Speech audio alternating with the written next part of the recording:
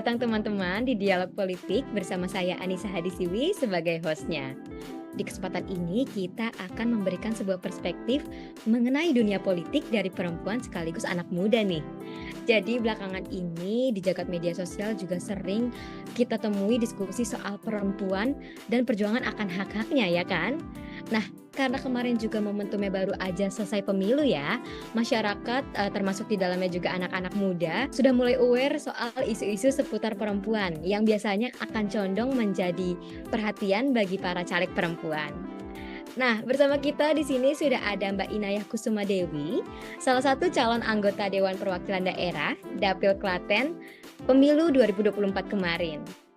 Kendati usianya yang juga masih muda, Mbak Inayah memiliki semangat untuk terjun langsung ke dunia politik sebagai caleg. Tanpa berlama-lama lagi, langsung aja kita ngobrol santai bersama Mbak Inayah soal representasi perempuan dan anak muda dalam politik. Halo Mbak Inayah. Halo Nisa, Apa kabar nih Mbak? Lagi sibuk apa Mbak belakangan ini? alhamdulillah baik. Kalau untuk sekarang aku baru sibuk melanjutkan sekolah lagi ya. Lanjut sekolah laginya di mana tuh Mbak, kalau boleh tahu? Kebetulan di UNY. Oh, UNY. Oh, psikologi UNY ya Mbak? Iya, oke. Oke Mbak, Mbak Inayah sendiri kan kemarin sempat mencalonkan diri ya Mbak sebagai DPRD di Dapil Klaten. Pasti Mbak nih punya semangat dan misi tersendiri ketika memutuskan untuk maju ke kontestasi politik ini gitu kan. Nah, kalau dari Mbak Inayah sendiri, gimana sih Mbak pandangan Mbak soal perempuan di dunia politik gitu? Kalau dari aku sih memandang kayak perempuan itu penting banget ya untuk terjun di dunia politik. Seperti yang kita tahu ya, untuk sekarang misalkan di Indonesia ini lebih banyak kan warganya yang bergender perempuan seperti itu. Untuk perempuan dan juga laki-laki kan untuk sekarang mayoritasnya lebih ke perempuan. Oleh karena itu, perempuan ini juga punya hak-haknya dan juga mereka akan lebih bagus apabila aspirasinya ini langsung disampaikan oleh perempuan ketimbang oleh laki-laki seperti itu. Karena sesama perempuan mereka akan lebih mengetahui apa yang sekiranya dibutuhkan seperti itu.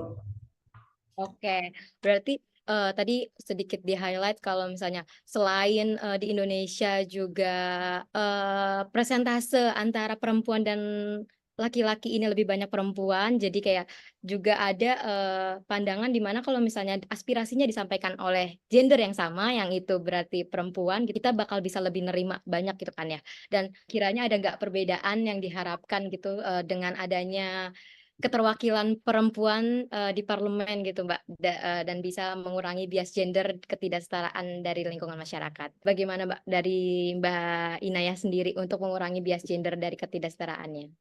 Kalau dari aku nih harapan perempuan menduduki dari parlementer ini seperti ini ya untuk perempuan kayak kedepannya kita kan akan eh, misalkan saya kan sekarang masih belum berkeluarga dan kedepannya saya akan berkeluarga seperti itu.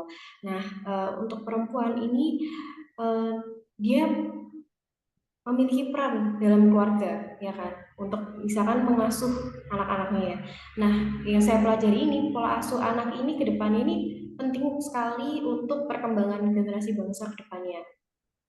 Nah, jadi menurut saya peran dari perempuan ini di dunia parlementer ini dia bisa salah satunya terkait dengan pendidikan dan juga cara untuk pola asuh anak. Jadi bisa juga memberikan aspirasi kepada dari parlemen ini untuk gimana sih cara untuk mendidik, misalkan membuat tes-tes anak-anak ini apa aja yang dibutuhkan, terus pola asuh yang baik itu seperti apa. Nah, itu mungkin bisa untuk apa namanya diberikan penyuluhan kepada masyarakat-masyarakat. Selain itu bisa juga kayak untuk stunting ya. Untuk Indonesia kan sekarang salah satunya kan adalah stunting yang di-highlight banget. Nah, ini peran perempuan ini bisa membantu apa namanya kita kan sebagai ibu biasanya lebih aware terkait dengan anak, terkait dengan perkembangan anak gitu.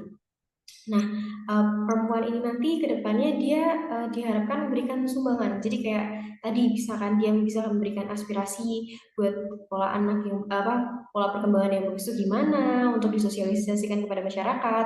Kemudian program stunting ini yang sekarang udah berjalan biar ke depannya bisa dipertahankan tuh gimana. banyaklah, terkait dengan isu-isu perempuan. Selain itu juga untuk sekarang kan banyak juga ya kasus-kasus kayak KDRT gitu.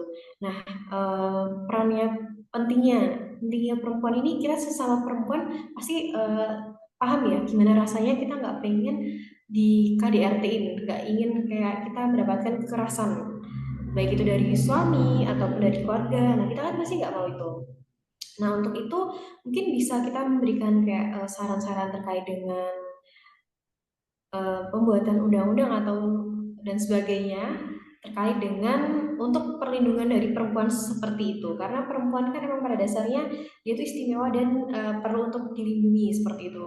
Tapi fungsinya perempuan ini juga untuk melindungi anak-anaknya juga seperti itu. Bukan hanya sekarang tapi untuk masa depan juga. Oke, berarti dengan adanya peranan perempuan di parlemen ini tuh, bisa aku simpulkan bisa mempengaruhi banyak hal ya, Mbak, kayak seperti tadi Mbak Inaya juga sempat highlight pola asuh, parenting, stunting yang juga cukup tinggi di Indonesia gitu kan, KDRT gitu, yang mungkin di kepemimpinan yang, lebih ditonjolkan laki-laki itu sulit untuk mendapatkan kesetaraan tersebut. Jadi kalau misalnya ada peranan perempuan ini, kita bisa menyetarakan dari sudut pandang perempuan juga gitu ya, karena pada dasarnya perempuan juga istimewa, seperti itu ya, Mbak. Nice insight, Mbak, makasih. Terima kasih banyak. Nah, selain Mbak Inayah juga adalah seorang perempuan nih, Mbak, tadi beberapa pertanyaan udah aku tanya juga, eee di mana sih Mbak kita tahu perempuan ini presentasinya kan tadi udah diinfo juga kalau misalnya jauh lebih sedikit ya keterwakilannya di parlemen nih. Mbak juga seorang anak muda nih, kan ada fenomena ageism ya Mbak, di mana biasanya anak muda Ya. ini mendapat pandangan miring kayak mengecilkan mereka gitulah ya, kayak, kalimat-kalimat, "Memang anak muda bisa apa sih?" Gitu. Selain pertama kita juga perempuan dan, masih muda gitu, jadi banyaklah pandangan-pandangan seperti itu gitu, apalagi ini dunia politik gitu kan yang serba serius dan berkaitan dengan kebijakan-kebijakan yang nantinya berhubungan dengan hajat hidup orang banyak gitu kan. Kalau dari Mbak Inaya sendiri, gimana sih Mbak cara Mbak untuk melawan pandangan-pandangan tersebut, pandangan ageism tersebut? Kalau dari aku sih mungkin gini ya, kita bisa menunjukkan kayak potensi diri kita ya. Jadi kita nggak perlu kayak banyak, omong untuk menolak itu enggak, tapi kita bisa lebih action seperti itu. Nah, selain itu juga kita bisa, ningkatin juga kayak percaya diri kita. Misalkan ketika kita ini jadi kita lebih berani untuk speak up ataupun berbicara seperti itu. Karena kan yang saya rasakan selama ini tuh mungkin orang-orang emang dari segi usia tuh meremehkan ya, ini dia masih muda, dia belum banyak pengalaman seperti itu. Emang dia bisa apa nanti? Tapi kita kan nggak bisa menjudge orang tuh dari usia aja ya. Karena seseorang ini pada dasarnya dia bisa bisa aja walaupun dia beberapa tahun di bawah kita, bahkan beberapa puluh tahun di bawah kita, tapi dia memiliki pengalaman hidup yang jauh lebih banyak daripada kita. Selain pengalaman, dia mungkin juga bisa memiliki pendidikan yang mungkin lebih daripada kita, ataupun pemahaman dan wawasan yang lebih dari kita. Nah, untuk itu, kalau dari aku sih lebih ke berani untuk berbicara, speak up gitu. Jadi kita bisa speak up-nya tuh bukan membantah langsung itu enggak, tapi kita lebih ke membuktikannya gitu. Jadi emang intinya adalah kita memberikan pembuktian bahwa walaupun kita muda tapi kita bisa kok, kita berwawasan kok, dan yakin aja kalau nanti lama-lama orang-orang itu tadi bakal, oh iya ternyata walaupun dia muda tapi dia bisa.